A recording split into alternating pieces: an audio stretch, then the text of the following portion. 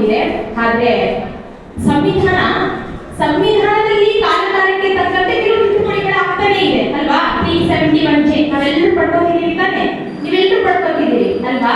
ಹಾಗೆ ರಿಸರ್ವೇಶನ್ ಅಂತಕ್ಕಂಥದ್ದು ಪ್ರತಿಯೊಂದು ಕೂಡ ನಾವು ಪಡ್ಕೊಳ್ತಾ ಇದ್ದೀವಿ. ಆದ್ರೆ ನಾವು ನೋಡ್ಬೋದು ಹಿಂದೆ ನಾವು ಈಗಲೂ ಕೂಡ ನಾವು ಯಾವ ಹಿಂದೆ ಬಂದಿದ್ದೀವಿ, ಭಗವದ್ಗೀತೆ, ರಾಮಾಯಣ, ಮಹಾಭಾರತ ಹಿಂದೆ ನಡೆದದ್ದು ಈಗ ಬದಲಾಯಿಸಕ್ಕೆ ಸಾಧ್ಯನಾ? ನಾವು ಅದನ್ನ ಅನುಸರಿಸೋಕೆ ಸಾಧ್ಯನಾ? ಸೀದೆ ಹತ್ತಿ ಪ್ರವೇಶ ಮಾಡಿದ್ರು ನಾವು ಪ್ರವೇಶ ಮಾಡ್ತೀವಾ? ಇಲ್ಲ. ಒಂದು ಏನಾದ್ರೂ ನಮ್ಮ ಗುರುತಿಸ್ಕೊಳ್ತಿದ್ದೀವಿ ಅಂತಂದ್ರೆ, ನಮ್ಮನ್ನ ಗುರುತಿಸುತ್ತೆ ಅಂತಂದ್ರೆ ಅದು ಕಾನೂನು ಮತ್ತು ಸಂವಿಧಾನದಲ್ಲಿ ಇರ್ತಕ್ಕಂಥ ನಮಗೆ ಸಂವಿಧಾನದ ಪ್ರಸ್ತಾವನೆಯನ್ನ ನೋಡ್ತೀವಿ.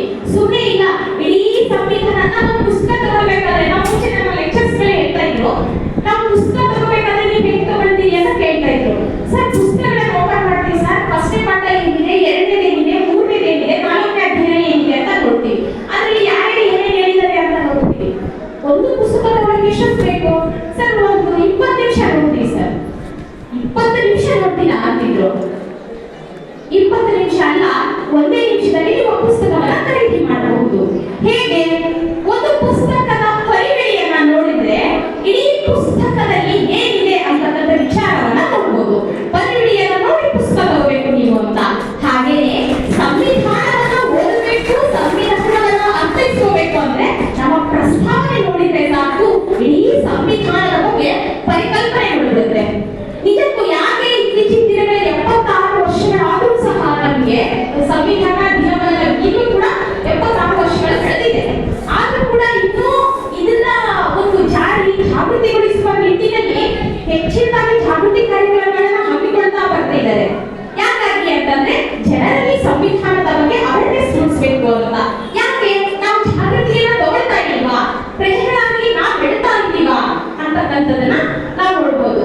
ಮತ್ತೆ ಇನ್ನೊಂದು ಹೇಳ್ಬೇಕಂದ್ರೆ, ಒಂದು ಪ್ರಾರಂಭ ಮಾಡೋಕ್ಕಿಂತ ಮುಂಚೆ ಒಂದು ಅಂಬೇಡ್ಕರ್ ವಿಚಾರಗಳು ಯಾಕೆ ನಮಗೂ ಬಹಳಷ್ಟು ತಾರ್ಕಿಕತೆ ಆಗಿರ್ಬೋದು, ಆಲೋಚನೆ ಆಗಿರ್ಬೋದು, ಆಮೇಲೆ ಕೆಲವು ಹುನ್ನಾರಗಳಾಗಿರ್ಬೋದು, ಈಗಲೂ ಯಾಕೆ ನಮ್ಗೆ ಅಂಬೇಡ್ಕರ್ ಪ್ರಸ್ತುತವಾಗಿರ್ತಾರೆ. ಮುಂದೆ ಈಗ 76 ವರ್ಷಗಳ ಕಾಲ ಬಂದಿದ್ದೀವಿ, ಇನ್ನೂ 76 ವರ್ಷಗಳ ಕಾಲ ಹೋದ್ರೂ ಕೂಡ ಇನ್ನೂ ಅಂಬೇಡ್ಕರ್ ನಮಗೆ ಪ್ರಸ್ತುತತೆಯಲ್ಲೇ ಇರ್ತಾರೆ. ಒಂದು ವಿಚಾರವನ್ನ ಇಟ್ಕೊಳ್ಳೋದಾದ್ರೆ, ಒಂದು ಶೀರ್ಷಿಕೆಯನ್ನು ಕೊಟ್ಟು 3 ವಿಚಾರವಾದಿಗಳಲ್ಲಿ ಅದನ್ನ ತರ್ಕ ಮಾಡೋದಾದ್ರೆ ಅಥವಾ ವಿಚಾರಗಳನ್ನ ಮಂಡಿಸೋದಾದ್ರೆ, ಒಂದು ವಿಚಾರ ಟೀ ಕುಡಿಯೋ ಸನ್ನಿವೇಶ ಬಂತು. ಇಲ್ಲಿ 3 ವ್ಯಕ್ತಿಗಳು ಕೂತಿರ್ತಾರೆ. ಅದರಲ್ಲಿ ಹೇಳ್ತಾರೆ ಕಾರ್ಲ್ ಮಾರ್ಕ್ಸ್, ಜರ್ಮನ್ನ ಖ್ಯಾತ ತತ್ವಜ್ಞಾನಿ, ತತ್ವಶಾಸ್ತ್ರಜ್ಞ, ಕ್ರಾಂತಿಕಾರಿ, ಸಮಾಜವಾದಿ. ಕಾರ್ಲ್ ಮಾರ್ಕ್ಸ್ ಕೂಡ ಸಮಾಜವಾದಿನೇ ಅಲ್ವಾ, ಸಮಾಜವಾದಿನೇ. ಅವ್ರು ಹೇಳ್ತಾರೆ, ಏನ್ ಹೇಳ್ತಾರೆ? ಇಲ್ಲಿ ನೆರೆದಿರ್ತಕ್ಕಂಥ ಎಲ್ಲ ಜನರಿಗೂ ಟೀ ಕೊಡಿ, ಇಲ್ಲಿ ನೆರೆದಿರುವಂತಹ ಎಲ್ಲ ಜನರಿಗೂ ಟೀ ಕೊಡಿ ಅಂತ ಹೇಳ್ತಾರೆ. ಹಾಗೆ ಮುಂದುವರೆದು ನಮ್ಮ ಪೆರಿಯರ್ ಬರ್ತಾರೆ. ತಮಿಳುನಾಡಿನ ಸುಧಾರಕ, ತತ್ವಜ್ಞಾನಿ, ವಿಚಾರವಾದಿ, ಕ್ರಾಂತಿಕಾರಿ ಅಂತಲೂ ಅನ್ಬೋದು. ಅವ್ರು ಏನ್ ಹೇಳ್ತಾರೆ ಅಂದ್ರೆ, ಪೆರಿಯರ್ ಅವರು ಇದೇ ಟೀ ವಿಚಾರವಾಗಿ ಎಲ್ಲರಿಗೂ ಸಮಾನವಾಗಿ ಟೀ ಕೊಡಿ ಅಂತ ಹೇಳ್ತಾರೆ. ಕಾರ್ಲ್ ಮಾರ್ಕ್ಸ್ ಏನ್ ಹೇಳ್ತಾರೆ?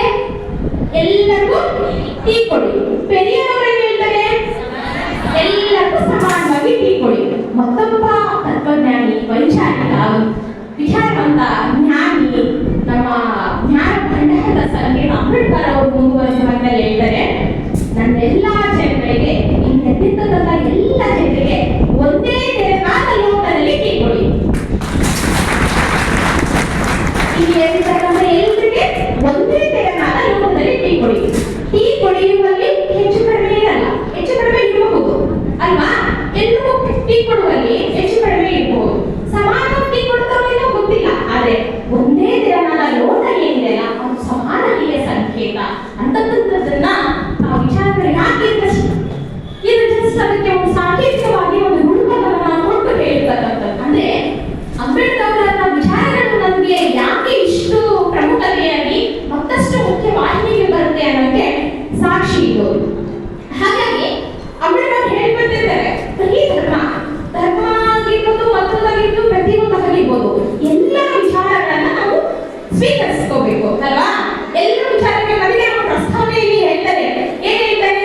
ವಿಚಾರ ಅಭಿವ್ಯಕ್ತಿಗಳನ್ನ ಸಹ ನಾವು ಅನುಸರಿಸ್ಕೋಬೇಕು, ಅವುಗಳನ್ನ ನಾವು ಸ್ವೀಕೃತಿಯ ಮಾಡ್ಕೋಬೇಕು. ಅದಕ್ಕೆ ನಾವು ಕನ್ನಡದ ಮೊಟ್ಟ ಮೊದಲ ಕೃತಿ ಕವಿರಾಜ ಮಾರ್ಗದಲ್ಲಿ ಒಂದು ಮಾತು ಬರುತ್ತೆ ವಿಚಾರದ ಬಗ್ಗೆ. ಆಗ್ಲೇ